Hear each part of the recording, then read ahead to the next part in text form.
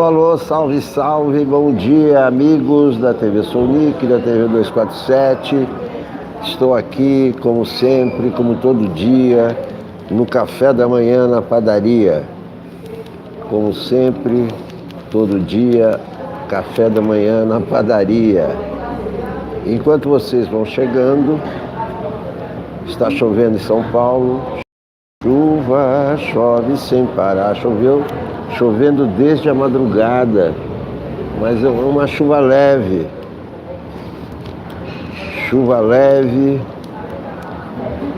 friozinho leve também. Olá, amigos, vamos chegando. Vou tomar aqui o café da manhã. Leine, Lourdes Nogueira, Salomão Cavalcante, Iraci Gomes, Antônio Maia de Souza, São Sebastião, Zenaide, Maria. Olá, Leine, isso me lembra samba e pagode. Iraci Campos, acho lindo o tempo feio. Isso é lindo. É lindo achar lindo o tempo feio. Eu acho lindo achar lindo o tempo feio. Eu acho feio achar feio o tempo lindo. Assim começa uma poesia. Maria Souza.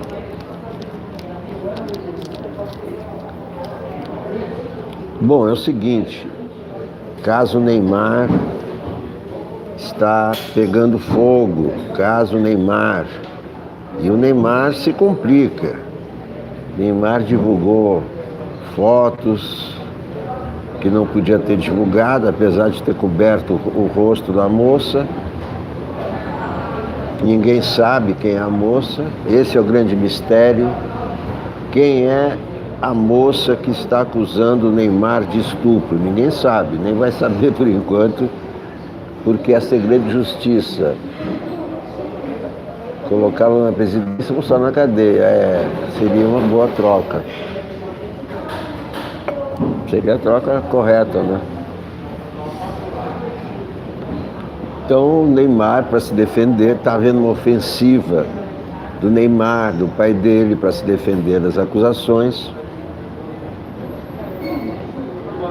E nessa ofensiva, né, nessa operação de relações públicas, né, o pai do Neymar foi ao da Atena, da TV Bandeirantes, etc. E a moça, como ela não está identificada, ela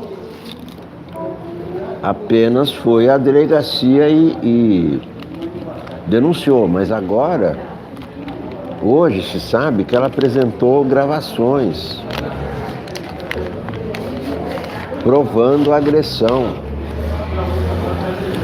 Aí a coisa se complica. Eu achava ontem que a moça tinha denunciado, mas sem apresentar provas. E também ressaltei que quem acusa e quem faz uma acusação grave como essa, se for mentira, a pessoa é que vai presa, né? É um risco muito grande para fazer uma acusação como essa, de estupro. Tem que ter fundamento.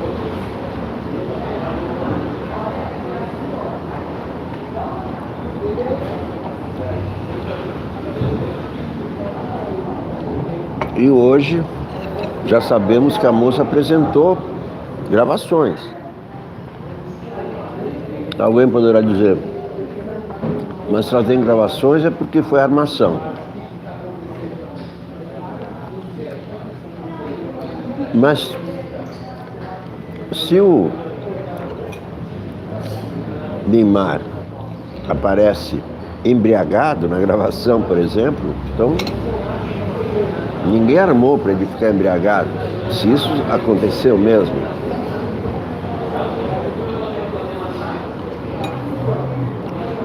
Se o Neymar usa violência para ter relação sexual, ninguém armou isso.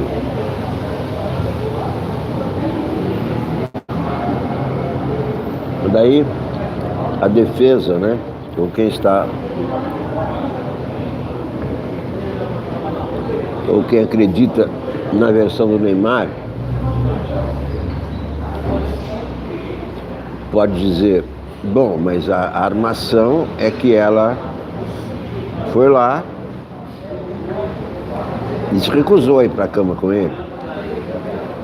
Bom, aí é o seguinte, aí não é uma armação. Digamos que ela... Já expliquei, isso é uma questão pessoal. Qualquer mulher pode recusar fazer sexo e o homem não tem que forçar. Só porque pagou passagem dela, só porque pagou hospedagem dela, né? Digamos que a pessoa fica irritada. Olha, nós combinamos e você chegou aqui e não quis nada. Não tem que fazer nada.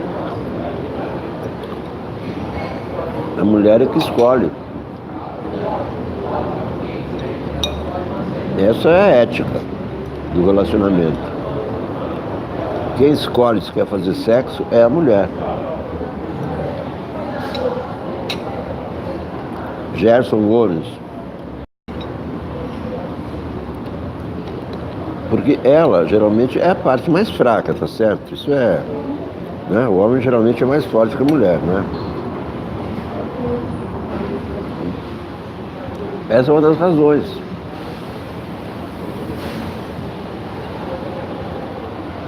Para que se dê a mulher é que tem que escolher se ela quer ou não. O homem sempre quer. Dificilmente o homem não quer, né? Mulher não, a mulher pode escolher. Tem todo direito. Já passei por N situações como essa. Quem escolhe é a mulher. Quem deixa é a mulher. Tem aquele samba do Vinícius do Baden, né? Deixa, deixa, deixa, deixa, bem, deixa o coração falar também, mas vê se deixa. A paixão também existe. Deixa. Não me deixes ficar triste. Deixa. Deixa quem quiser falar, meu bem. Deixa. Deixa o coração falar também, mas vê se deixa. A paixão também existe. Não? A ética do sexo é essa.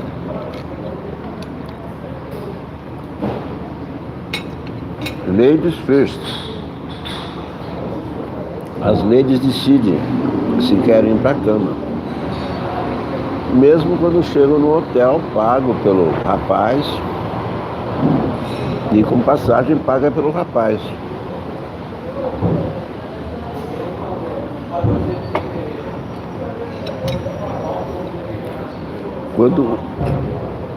Quando o homem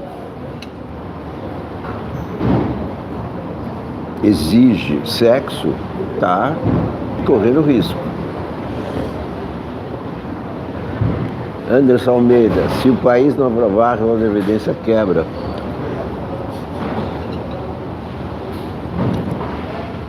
O país não quebra. Nenhum país quebra.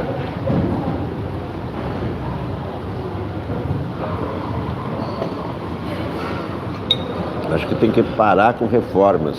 Chega de reformas. Tem que abrir a economia, isso tem que fazer. Abrir a economia para o mundo, a economia brasileira é muito fechada.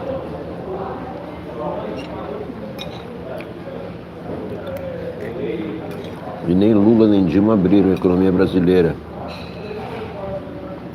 Tem que abrir a economia, primeira coisa. Parar com reformas.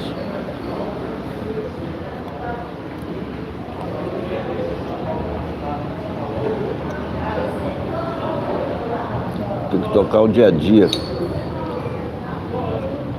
Criar emprego, investimento, reformas.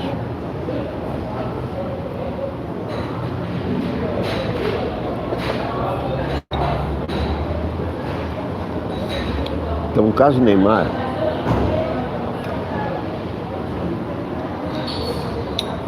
vai dar muito pano para manga. Ontem a polícia foi na Granja Comari com situação do Neymar.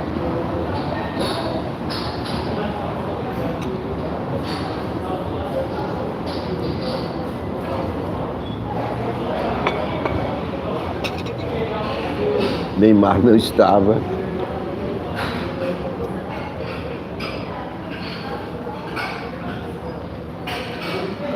O que tem aí é a Copa América, né?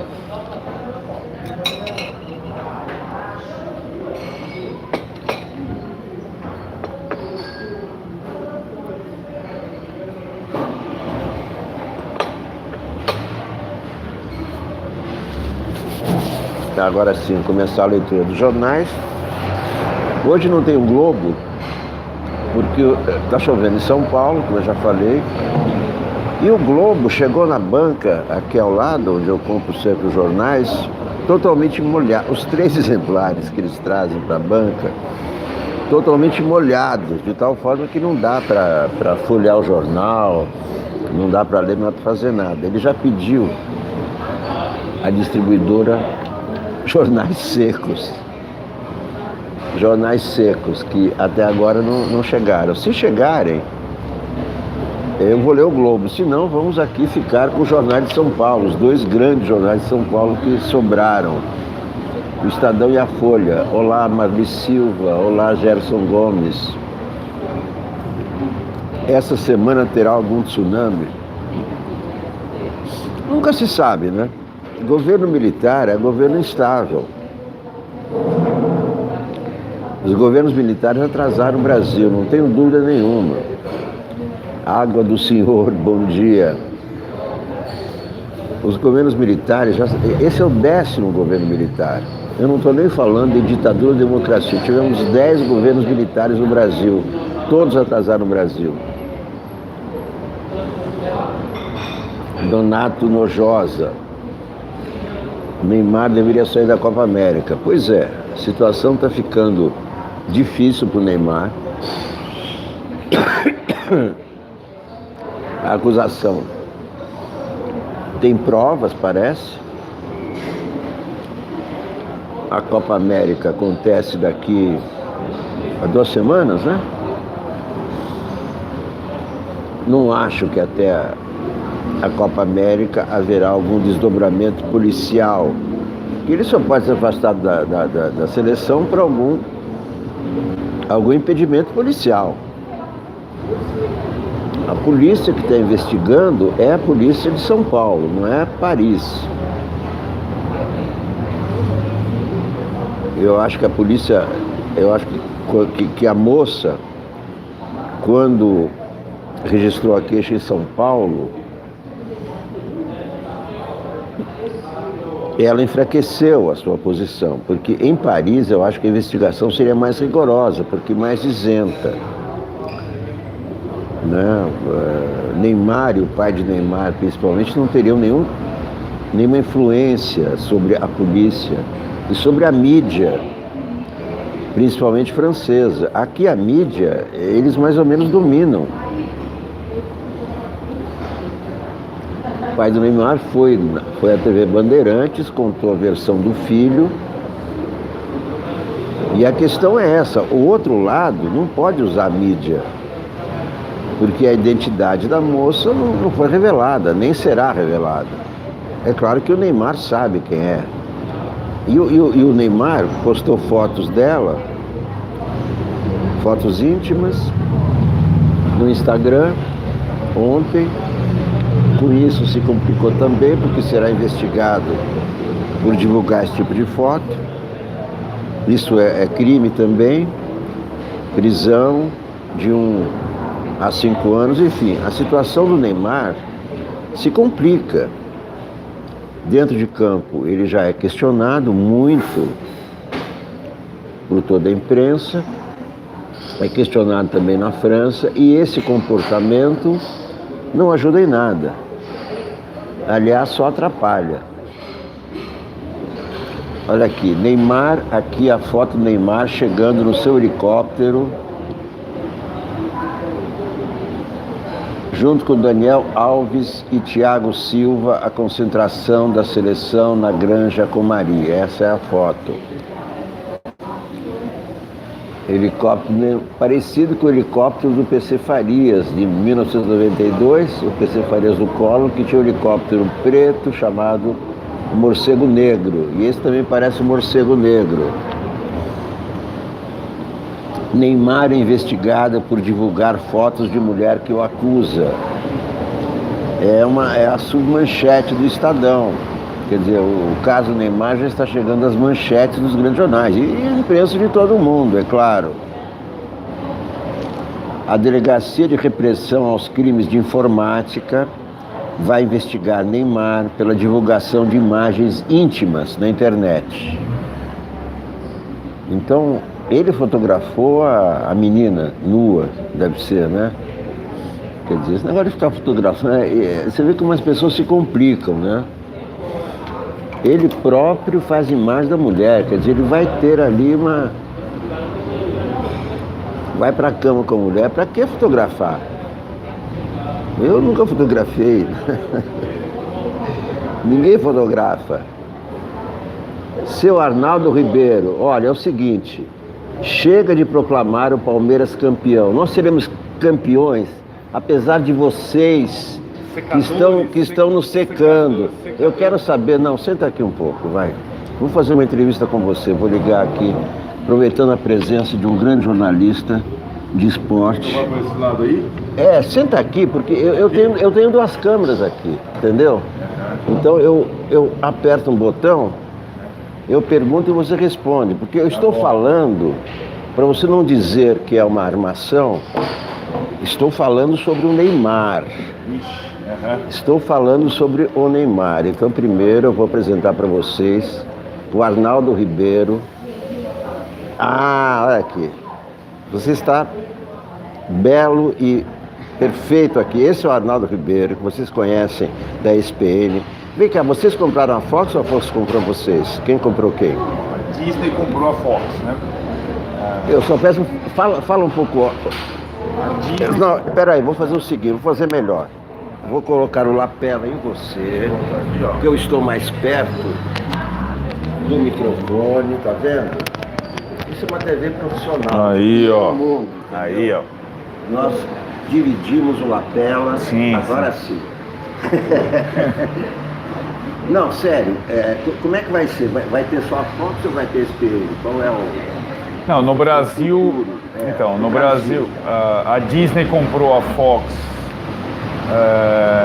nos Estados Unidos, e aí cada país tem a sua especificidade, né? No Brasil, o CAD aprovou a compra, mas excluindo a Fox Sports. Então cada país foi mais ou menos a mesma situação do México, em que a Fox Sports ficou fora da aquisição. Na Argentina, por exemplo, entrou todo o grupo Fox, digamos que o CAD de lá aprovou a fusão completa. Aqui no Brasil aconteceu a fusão sem a Fox Sports. Então a Fox Sports vai ser vendida, está à venda. Então o braço esportivo da nova empresa que compõe Disney, Grupo Fox, excetuando Fox Sports e ESPN, são 3 empresas. O braço esportivo dessa nova empresa vai ser a ESPN. E a Fox Sports está à espera de algum comprador. Vai ser isso, então. Quer dizer, a Fox ficou fora do pacote. Ficou fora do pacote. Eles têm que se virar agora. Mais ou menos quando a Ambev teve aquela grande fusão aqui, alguma marca, por exemplo, se não me engano, a Skol teve que ficar de fora. Certo. Para não haver, segundo o CAD, a caracterização de monopólio ou duopólio, essas coisas. Então a Fox vai mudar de nome, vai mudar, vai poder ter Fox Sports, isso até o final do ano, mais ou menos. Então, exato, um prazo de 2 anos, quer dizer, 2 anos, na verdade, agora 1 ano e meio, até o final de 2020, mas a expectativa é que até o final de 2019 já seja vendida para algum grupo. Certo, mas então todo o pacote de acordos que eles têm não vão passar para vocês automaticamente. Isso, exatamente. O comprador... Mas vocês podem comprar, se quiserem. Não podemos. Não podem Não comprar os podemos. pacotes Não de podemos. transmissão, né? O que acontece é assim, o comprador da Fox Sports, ele vai levar tudo, com casco e tudo. Digamos, a sede, os funcionários, os direitos esportivos, mas também o passivo. Então, que é uma questão complexa. Porque toda operação esportiva normalmente é deficitária porque os custos dos direitos esportivos são muito altos. São muito altos. Então, o comprador vai ter que arcar com essa questão do passivo. Né? Bom, mas vai acontecer esse ano e tal. Tudo isso Exatamente, mais pra frente. Agora, vem cá. O que vocês estão comentando aí no esportivo sobre esse caso Neymar? O que vocês estão conversando aí? Essa é uma questão muito complexa, né? Eu acho que Neymar à parte, acho que Neymar é um capítulo interessante, mas essa questão do assédio e da acusação de estupro tem sido muito comum recentemente entre celebridades. E acho que é um outro tempo, é uma outra época, talvez ainda bem, porque acho que esses limites talvez nunca tenham sido muito bem esclarecidos numa relação entre fã e celebridade, esse tipo de coisa. E acho que acho que é uma questão ainda em investigação, evidentemente. Está ainda muito no início, é diferente, por exemplo, da questão do Robinho, que teve uma condenação já em primeira instância, que é mais o Robinho na Itália, que guarda mais ou menos o mesmo enredo nesse tipo de aspecto, mas é uma questão envolvendo o Neymar ainda muito incipiente, que mostra que a gente... essa questão do fã, da celebridade e tal, não sei o que, ela sempre foi considerada... parte do jogo, então que a relação entre o fã e a celebridade era parte do jogo, parte da questão, mas hoje em dia eu acho que vejo isso com bons olhos. Acho que é importante ter essa nova forma de encarar esse tipo de relação. E acho assim, aí falando especificamente em relação ao Neymar, eu não acho que é só uma fase... Não, você acha que vai afetar o desempenho dele, Copa América e tal? Qual é a influência desse noticiário? Nem sabemos se é verdade ou não. Exato. É isso. Quer dizer, o que isso influi em alguma coisa? Exato, acho que essa é a questão. Sem entrar no mérito da questão, que ainda está muito no início da investigação, já está afetando. Então, só o fato de... E ontem a polícia baixou lá, dos jogadores terem que falar sobre isso. O Tite vai ter que falar sobre isso agora na primeira entrevista dele. Passa a ser a pauta. Né? Passa a ser a pauta. Eu acho que o Tite perdeu uma grande oportunidade de não convocar o Neymar para a Copa América por todo o aspecto, pela agressão ao torcedor, pela situação, pela... Para deixar baixar a bola, e porque a Copa América também não é... Não vai parar o mundo, né? Eu acho que deveria ter colocado os jogadores do Brasil. Exatamente. Mas a seleção brasileira aqui. E aí, porque se ele faz isso, vou pôr um pouco para mim, só para eles saberem que eu estou aqui também. Estou aqui também. Se ele faz isso, ele não convoca o Neymar e não precisa dizer que o Neymar foi excluído. Simplesmente é uma seleção de jogadores do Brasil. Acho que seria uma solução legal. É uma Copa no Brasil, a gente tem jogadores do Corinthians, do São Paulo, do Palmeiras, do Flamengo. Eu concordo com você. Acho que seria a melhor solução. Acho que seria bom para o Neymar, inclusive. Para a seleção, sem dúvida, para o Tite também, acho que seria bom e agora... Só que agora já não... Agora tem entrevista do Tite agora no início da semana, tem amistoso na quarta-feira, depois começa a Copa América e vai ser o assunto Neymar extra-campo, mais do que dentro de campo, de novo. O Tite ainda não explicou a questão da conversa que teve com o Neymar, da não... braçadeira de capitão mais. Então, você acha que o Tite tem um helicóptero? Sabe? Tem umas questões aí. É isso. O cara chega o helicóptero dele. Você lembra do helicóptero que você faz? Claro que lembro. Morcego negro. Claro. O cara chega com o morcego negro, com os amigos dele. que o Tite vai fazer? E assim, o Tite foi ficando, que não precisava, eu acho, sobretudo no início. O jogador é mais rico que o técnico. É um problema. É um problema. Ninguém fica igual. Se você tiver 200 milhões de dólares, você vai mudar. Eu também vou mudar. É que eu nunca vou ganhar essa grana, então eu nunca vou mudar. Mas a pessoa muda. E o Tite tinha o respaldo suficiente, sobretudo no início do trabalho, para não virar refém do Neymar, já virou refém do Neymar. Então é uma questão. Todos são, olha, as TVs, por exemplo, o pai do Neymar foi lá na TV Bandeirantes, contou a versão dele, e o Datena assumiu a versão, não. Isso. Hoje o pai do... Exatamente, é isso mesmo. Essa não é só uma questão do técnico da seleção brasileira, é coisa muito maior. Enfim. Minha professora de inglês está ali, tá vendo? Ó, a minha professora de inglês. Vou ter professora de inglês? Ali, ó, tá vendo? Você está tendo aula de inglês? Eu tenho aula de inglês todas. Na padaria? Eu tenho, porque é bom. Aí dá uma... Antes de entrar na ESPN, tem ela é corintiana, gosta de futebol. E é uma boa interlocutora para assuntos tipo essas coisas de celebridades Neymar. Já me dá várias dicas que eu levo lá para a ESPN muitas vezes. É muito bom ouvir gente que não está diretamente ligada e trabalha as impressões, né, sobre o futebol, sobre as estrelas do futebol. E ela é perfeita. Agora, o fato nessa questão dessa acusação é o seguinte: a pessoa que acusa sem provas pode ser presa. Claro. Então, essa moça não iria acusar sem ter elementos. É uma coisa muito delicada. Eu acho que ela errou ao não registrar em Paris. Porque Paris não tem influência de Neymar pai e Neymar Júnior. Aqui tem. Mas parece que ela tem vídeo que mostra o Neymar embriagado e agressivo. Então, alguém poderá dizer, pô, mas se tem vídeo, então foi armação? Não, ninguém obrigou o Neymar a estar embriagado, só que isso está no vídeo, como dizem os jornais que estão. Então, né, ninguém obrigou a pessoa a agir daquela maneira, mesmo que a outra tenha feito uma gravação. Ela não obrigou o cara a ficar embriagado. Sim. Assim. Eu acho que... então, essa questão, como a gente disse, está apenas no início. Eu acho que... E acho, de novo, a postura do pai do Neymar, do entorno do Neymar, de levar isso, como ele mesmo falou, a primeira reação foi: agora vai ser fogo cruzado.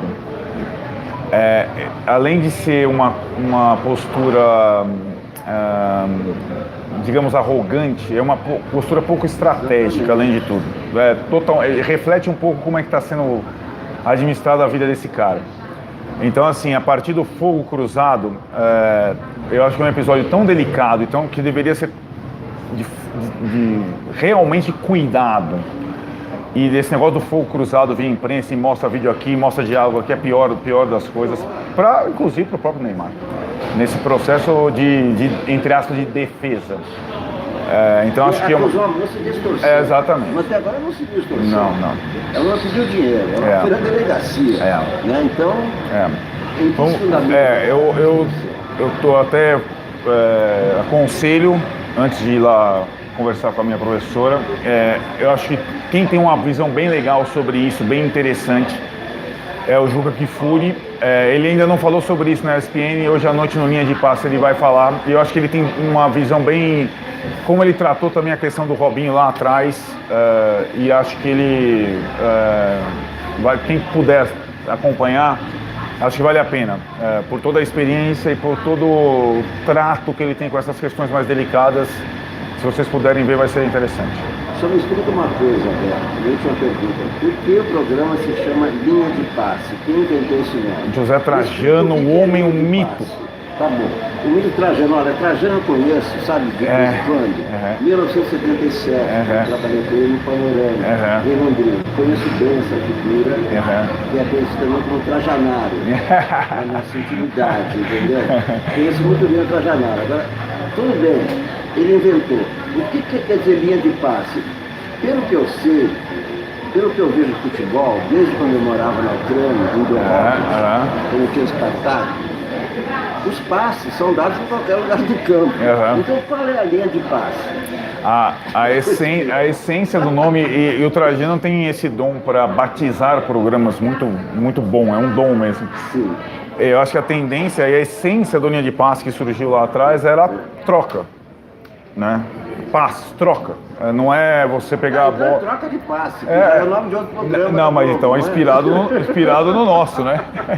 Bem inspirado no nosso. Então, mas o troca de passe é o que é o correto, isso que eu estou questionando. Eu queria que o Trajano estivesse aqui para ouvir. Mas aí tem a música, tem coisa inspiradora. Porque olha, eu assisto linha de passe, mas eu nunca concordei, porque não existe isso. Você entendeu? Você pode chamar o teu programa esportivo de bola na rede, show de bola, tiro de meta, sei lá, qualquer coisa. Mas o que eu questiono é o seguinte, linha de passe não existe. É bom, então vamos fica pro Trajano, você vai ter que responder essa, para todos nós. Linha de passe não existe, o Trajano tirou. Sabe, linha de passe parece uma macumba, entendeu? Uma linha de passe, dá os passes ali, isso que me lembra sempre. Linha de passe de segunda, linha de passe não sei o quê, blá blá blá. Vocês são ótimos, eu sempre vejo linha de passe, apesar do nome, contesto o nome, mas mesmo assim eu assisto. Legal. Então tá bom, então vejo linha de passe hoje na segunda, eu vou para minha aula de inglês e a gente se fala. Beleza, falou. Obrigadíssimo. Obrigado a você. Obrigadíssimo. Até a próxima. Agora vamos compartilhar agora o nossa lapela. Microfone de lapela. Isso aqui veio da Europa. Isso aqui veio da Europa. Obrigado, Arnaldo. Até a próxima. Esse foi Arnaldo Ribeiro, um dos craques da SPN. Um dos craques da SPN. Hoje à noite não percam linha de passe na SPN, que vai abordar o caso Neymar. Bom, está aqui, Neymar é investigado por divulgar fotos de mulher que o acusa. Delegacia de Repressão aos Crimes de Informática vai investigar Neymar pela divulgação de imagens íntimas na internet, não pode. Verônica Nicolau, Vera Lúcia Oliveira, bom dia. Junto com o vídeo em que se defende a acusação de estupro, o jogador publicou conversa com a mulher que o acusa, incluindo imagens dela. Divulgar fotos íntimas na internet sem consentimento é crime, viu?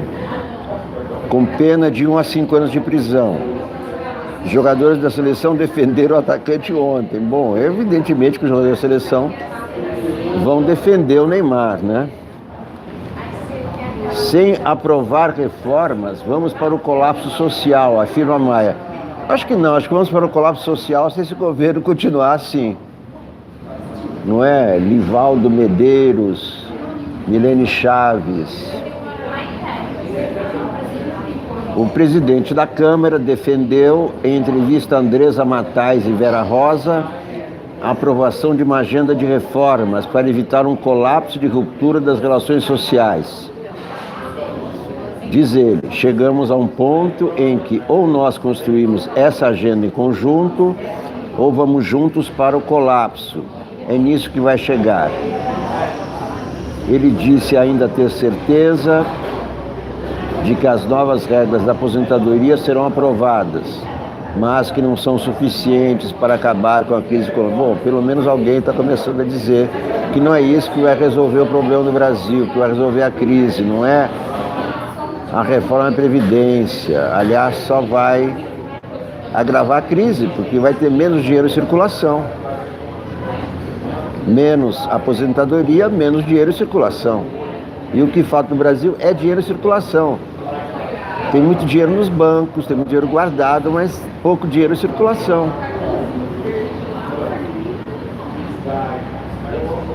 Educação não pode ser o que esse ministro Weintraub está fazendo. Política.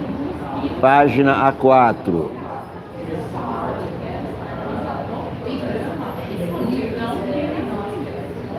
Página A4.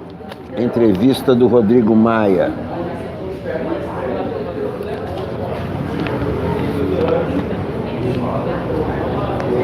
Sem aprovar reformas, vamos para o colapso social.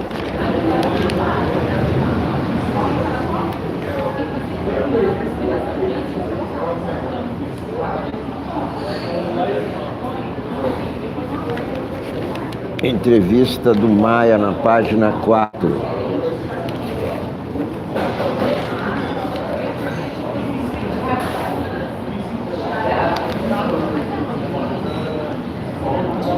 Cinco meses de governo depois, qual a sua avaliação sobre a gestão Bolsonaro? Pergunta Andresa Matais e Vera Rosa, uma das duas, não está identificado.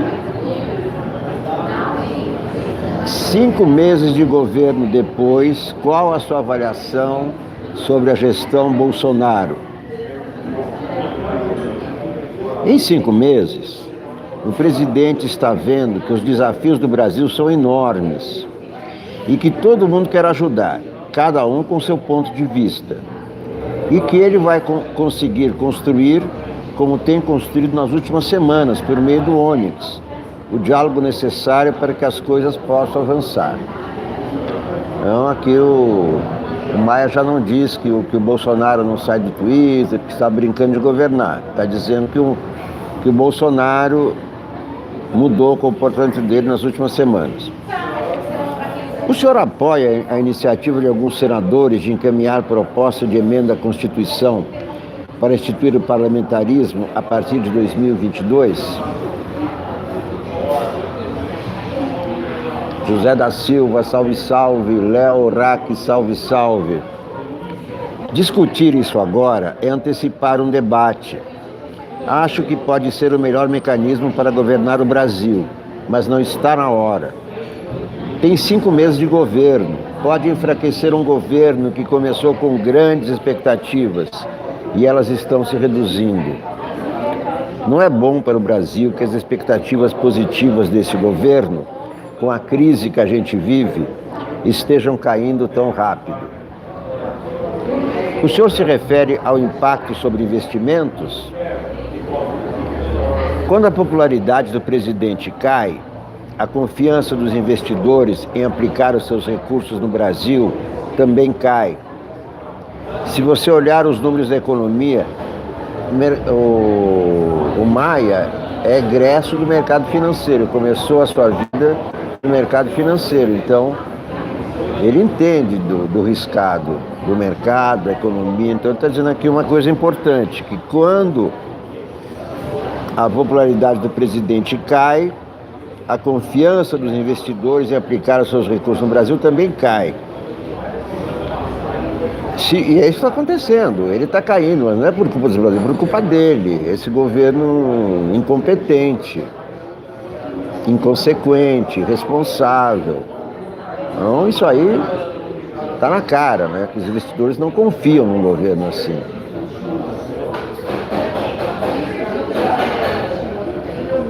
Se você olhar os números da economia, vai ver dados desastrosos. Não é bom que ele já esteja em algumas pesquisas com 25% de ótimo e bom, que entre os formadores de opinião no mercado financeiro tenha caído de 80% para 14%. Vai ver o que está acontecendo com a construção civil. Pararam o Minha Casa Minha Vida, e isso é muito grave. Essa é outra informação. Minha Casa Minha Vida está parado.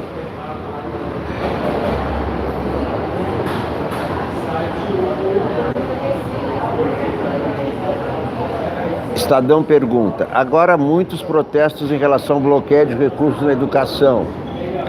Responde Maia: acho que tem de se perguntar o que a direita pensa sobre habitação, saúde, educação. Educação não pode ser o que esse ministro está fazendo. Eu acho que na área de educação, quem está fazendo a crise para o governo é o ministro. Porque ele primeiro falou em corte, depois de contingenciamento. Ele chamou as universidades para o conflito e depois falou: eu não disse isso, eu disse que era contingenciamento. Aí faz um vídeo, um musical da Disney, Singing in the Rain, no qual ataca a bancada do Rio. Agora tem rebelião na bancada do Rio. Boa parte vai votar a Previdência com o governo. Atacar a bancada porque botou uma emenda para o museu e a emenda foi contingenciada, onde estamos? Então, críticas graves ao ministro da Educação. O senhor acha que, além do corte de verbas, o comportamento dele, o modo como ele se relaciona com os outros poderes, com os outros participantes da vida brasileira, o senhor acha que é necessário um pacto pela governabilidade entre executivo, legislativo e judiciário? Isso não é um cheque em branco para o governo? Responde Maia. Depende do que seja escrito. Que foi o que eu já disse também várias vezes. Até agora, não existe pacto, porque nada foi escrito. O pacto só existe com texto. Depende do que seja escrito. Um pacto com compromissos, reafirmando a importância das instituições, com princípios, pode avançar. Pactos com agenda que caminhem para debate ideológico terão dificuldade de passar por todos os poderes, não só na Câmara. Mas acho que a iniciativa é positiva. O senhor foi alvo de ataques em manifestações pró-governo. Na sua opinião, o presidente estimulou a ofensiva contra o Congresso? Acho que as manifestações são legítimas. O presidente teve apoio num grupo muito radical. Não é um grupo que fale com o meu eleitor, com os setores médios da sociedade. Agora, na hora em que vai o grupo mais próximo do presidente para a rua e da forma com que ele se comunicou nos últimos meses, querendo transferir a responsabilidade para o parlamento, o eleitor dele viu aquilo como necessário, talvez de forma incoerente. Por quê? Modéstia à parte, se não fosse pelo meu trabalho, a Previdência estava ainda nas gavetas da CCJ. O movimento ataca aqueles que têm salvo o governo. De que forma? Pergunta o Estadão. O Afonso Celso Pastore, ex-presidente do Banco Central, deu uma entrevista ontem ao Estadão e no final fala quantos votos nós tivemos. O parlamento teve 97 milhões de votos. O presidente foi eleito em 2 turnos. O número dele continua com ele, mas o eleitor que não era desse núcleo já saiu. Então aí é outra coisa importante que o Maia está dizendo, que o parlamento tem mais votos que o presidente da República. Então há uma queda de braço entre os 2 poderes. Ele fala em pacto, mas ao mesmo tempo existe esse clima de queda de braço.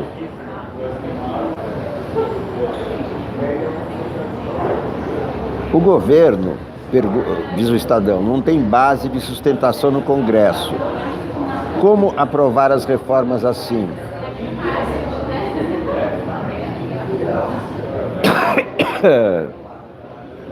A Previdência tem construção no Parlamento e vamos trabalhar para aprovar. A reforma tributária tem consenso maior ainda. Os marcos regulatórios de garantia de investimento para o setor privado também. Estamos com comissão tratando das parcerias público-privadas.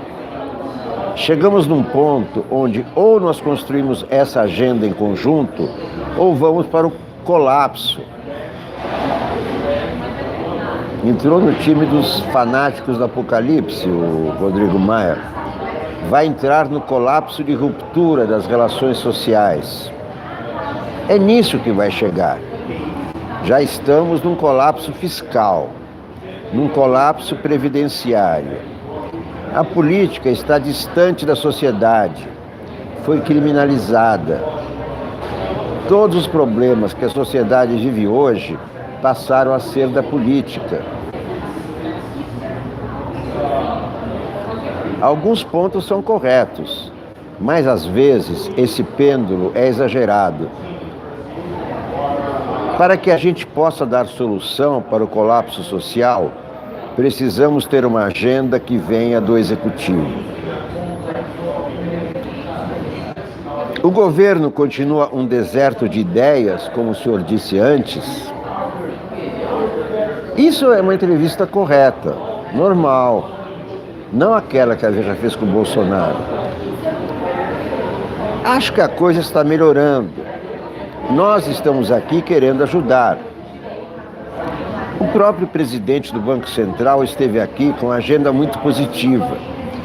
Vou montar um grupo para trabalhar com ele e tratar de redução de juros no cheque especial. Como montei outro para tratar de modernização do Estado. Será que eles conseguem? Isso que era importante, baixar o juro do cheque especial. Mas baixar mesmo, porque os bancos estão podres de ricos e nós podres de pobres. Bom, então o Maia está maneirando também nessa resposta sobre o deserto de ideias. Mas o presidente ainda critica a vera política, diz o Estadão. Ao longo do tempo, ele vai compreender, até porque foi deputado, que a maioria dos deputados quer ajudar, ou todos, cada um do seu ponto de vista. Para mim, a reforma da Previdência é vital. Para o Ivan Valente, não é. E a posição dele é tão legítima quanto a minha. Isso é correto. Até aí o Maia é um democrata. O governador do Rio Grande do Sul disse na convenção do PSDB uma frase muito boa. Coragem mesmo precisa quem tem a ousadia de ser ponderado. Acho que a gente tem que radicalizar na ponderação, no equilíbrio, no diálogo. Corretíssimo. Por que o DEM quer agora se descolar do Centrão? Eu não entro nessa questão de eu não sou daqui, eu não sou dali. A presidente do Parlamento Espanhol, quando esteve aqui, me perguntou: como vocês vão fazer para governar sem partido? Porque na Espanha isso é impossível. Então, vamos criticar as pessoas que erram, mas não vamos desqualificar os partidos. Quem coloca você numa posição ou outra são seus atos ou atitudes.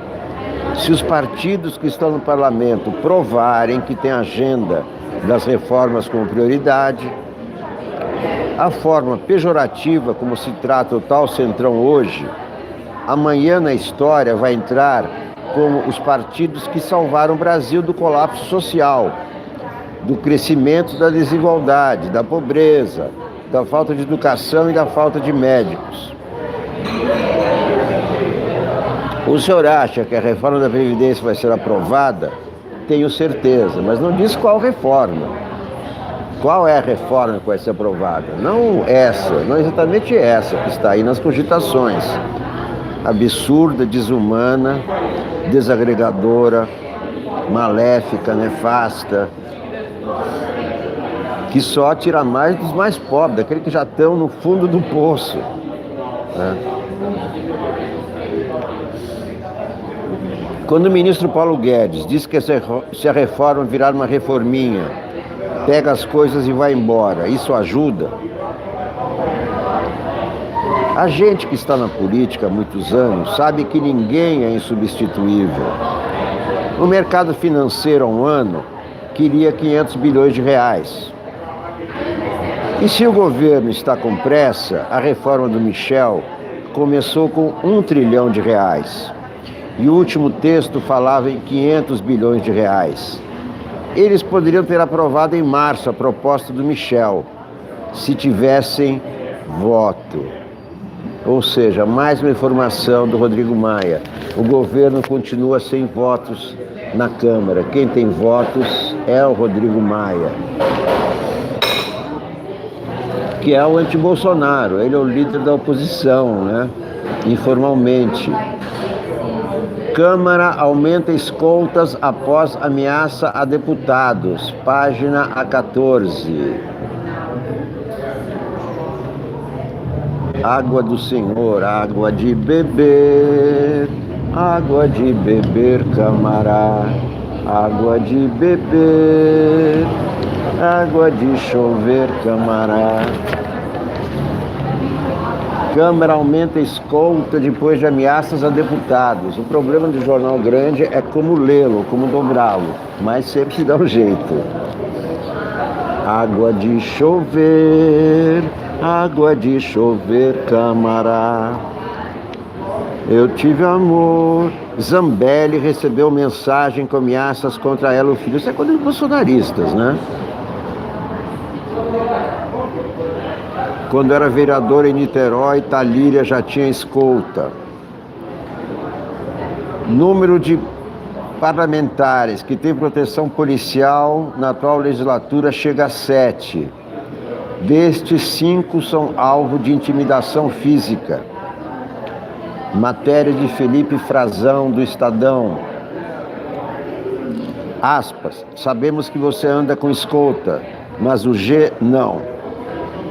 A frase é parte de um e-mail com ameaça de estupro encaminhado à deputada Carla Zambelli, enviado por um remetente velado. O texto foi acompanhado de uma foto da parlamentar abraçada ao filho menor de idade e uma descrição pormenorizada da violência sexual. Carla Zambelli, do MBL, que agora é alvo de bolsonaristas, porque critica Bolsonaro, porque não quis ir à passeata. Esta é uma das tantas mensagens enviadas no endereço oficial da deputada, que levaram a Câmara a escalar 2 policiais para escoltar os passos de Zambelli em Brasília. Começaram a me ameaçar em 2015, na época do impeachment, disse a parlamentar. Já tentaram contratar pela internet uma pessoa para assassinar a mim e a meu filho. Não é só ela. Talíria Petroni, do PSOL, também acompanhada há pelo menos um mês por seguranças da Câmara, diz que a violência política se ampliou. Isso é bastante grave para a democracia, disse ela. Opositoras no Congresso, Zambelli e Talíria, fazem parte de uma bancada que vem crescendo, a dos parlamentares escoltados. Atualmente, 7 deputados andam protegidos pela Polícia Legislativa Federal, sendo 5 deles depois de ameaças de morte. No ano passado, havia apenas um deputado ameaçado, Jean Willis. Por se sentir perseguido e inseguro, ele renunciou ao mandato, para o qual foi reeleito, e deixou o país antes da posse. Além de Zambelli e Talíria, os outros parlamentares que foram alvo de ameaças e pediram proteção são Marcelo Freixo, jurado por milicianos, desde que presidiu uma CPI das milícias em 2009. A líder do governo na Câmara, Joyce Hasselmann, e Alê Silva. Por prerrogativas legais, o presidente da Câmara, Rodrigo Maia, também tem direito à escolta. Existe ainda a proteção estendida ao deputado Eduardo Bolsonaro, fruto de entendimento com o GSI da Presidência da República, responsável por garantir a integridade da família presidencial. O filho 03 do presidente circula com 2, às vezes 3 agentes pela Câmara. No Senado, Flávio Bolsonaro também goza do benefício. Além dele, o presidente Davi Alcolumbre possui segurança semelhante à de Maia, feita pela Polícia do Senado. Os autores das ameaças ainda estão sob investigação. Especialistas em inteligência costumam dizer que até ser debelada, Qualquer ameaça deve ser considerada real. Carla Zambelli desconfia que por trás das ameaças contra a vida dela e do filho esteja um grupo que navega na internet por meio de fóruns como a Dogolachan, na Deep Web, espécie de submundo virtual, usado por hackers com identidade oculta, o que dificulta o rastreamento.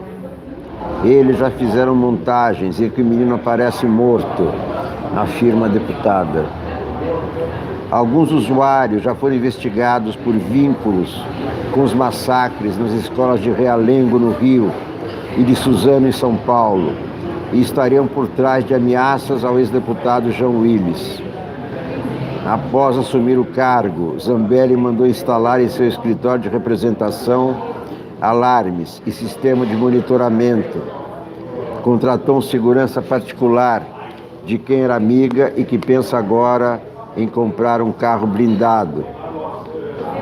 Ex-vereadora em Niterói, Talíria Petroni, já havia sido escoltado no ano passado, após a execução a tiros da vereadora Marielle Franco, também do PSOL, e do motorista dela, Anderson Gomes.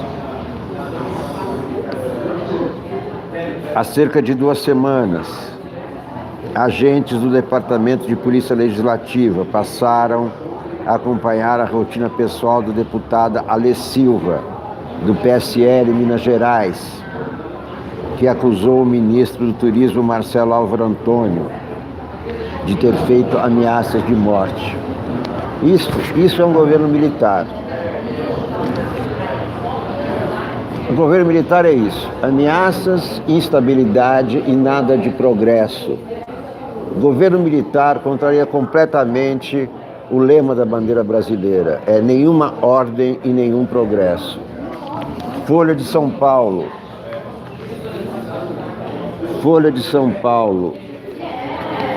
O mais interessante da Folha de São Paulo é o artigo do Celso Rocha de Barros.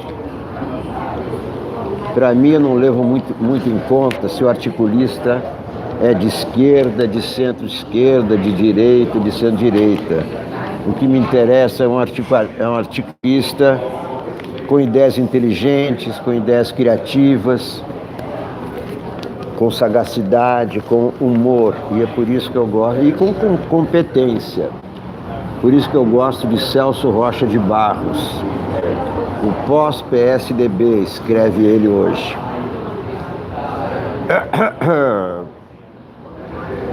Celso Rocha de Barros é servidor federal e doutor em Sociologia pela Universidade de Oxford, na Inglaterra.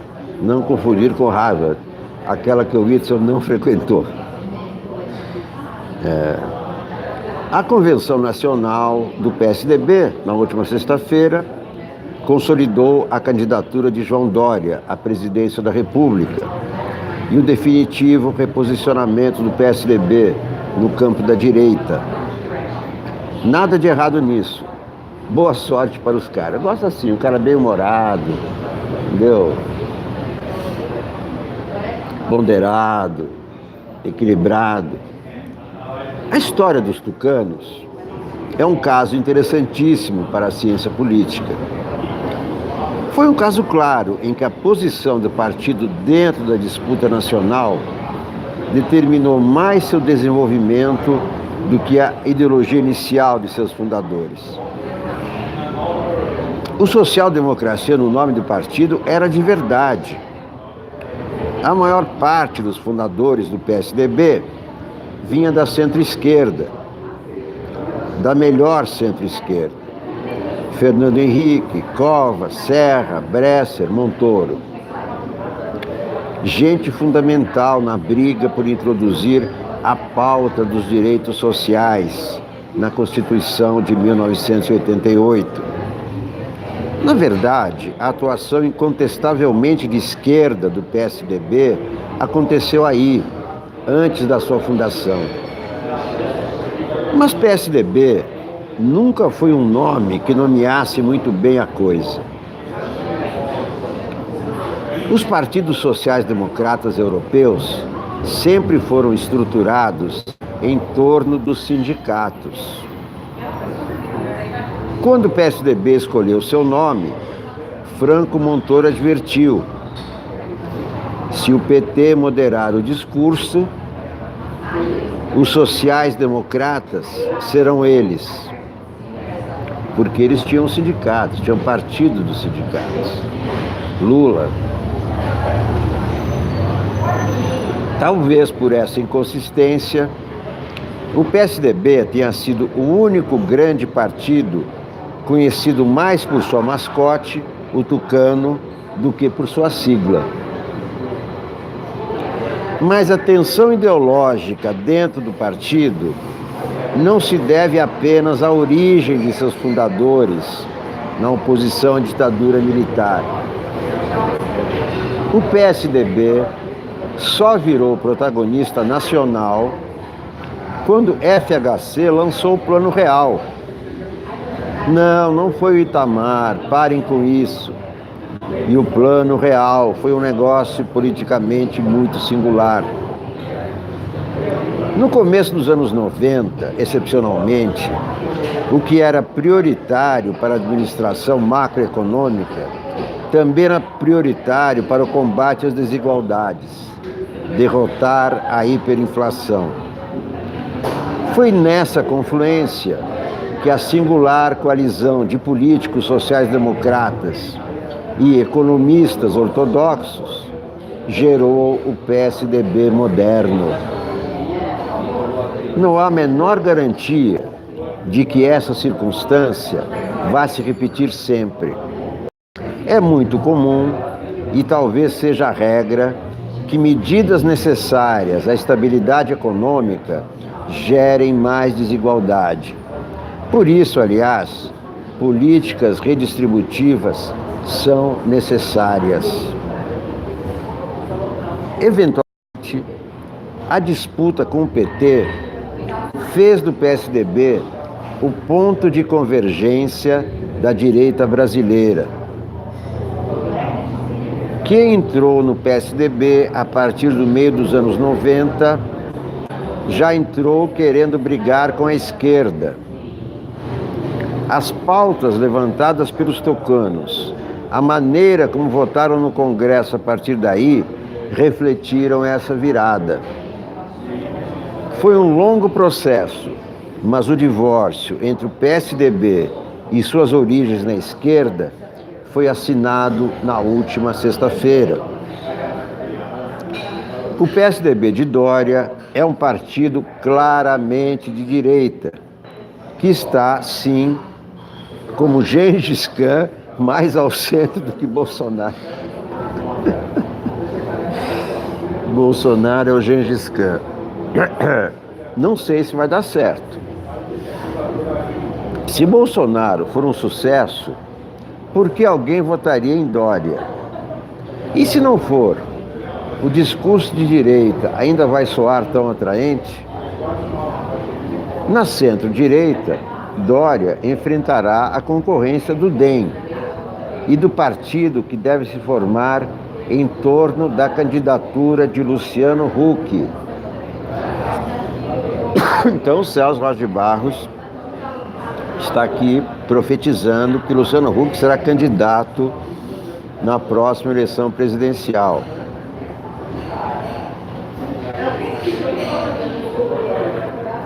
Agora, a bandeira social-democrata está esperando que alguém no Brasil a pegue do chão. Se ao menos houvesse no Brasil um partido com base sindical sólida, experiência com política de redistribuição de renda e que estivesse precisando reciclar seu discurso, talvez fosse possível fazer alguma coisa a esse respeito. É o que escreve Celso Rocha de Barros, hoje na Folha de São Paulo. Eu quero ver a Ilustrada, que é a sobremesa, que é a nossa sobremesa. Deixa eu ver quem escreve na última página. Luiz Felipe Pondé. Não, Luiz Felipe Pondé não gosto muito. Às vezes, somente às vezes. Reality que caça talentos do teatro musical, leva os fãs do estilo aos berros. Programa da TV Cultura com Cláudia Raia no júri tem gravações abarrotadas, com espectadores sentados até no chão. Cultura. Notícias de cultura da Mônica Bergamo, a maior colunista do Brasil.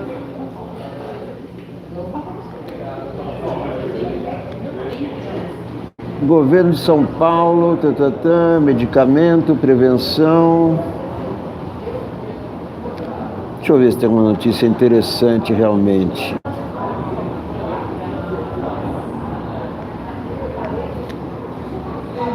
O empresário Luciano Hang, da Havan, vai manter em sua frota os 2 aviões que já tinha antes de receber há alguns dias o Bombardier Global.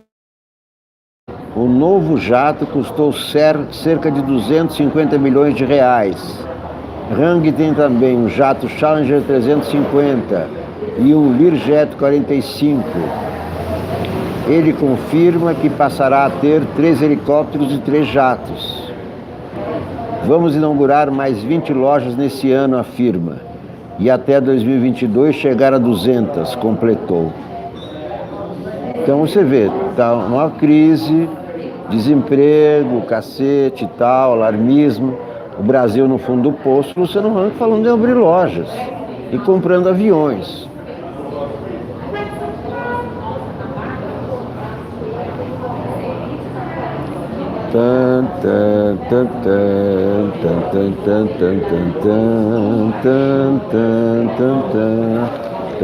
Vamos ver o que mais aqui. Olha aqui, essa moça me parece igualzinha a Cláudia Raia, não é? Não é? Não parece? A Cláudia Raia jovem. Mas a Cláudia Raia está sentadinha ali ao fundo. E esse é o reality que está selecionando talentos para os musicais. Só que os musicais agora não vão ter mais a Lei Rouanet para financiar. Como é que vão sobreviver? Não se sabe. Marcada para as 12h30, a ação da primeira semifinal de cultura musical atrasou mais de 1 hora. O motivo era excesso de público. Depois, o João Dória disse que a TV Cultura não tem audiência, não tem público. Olha aí.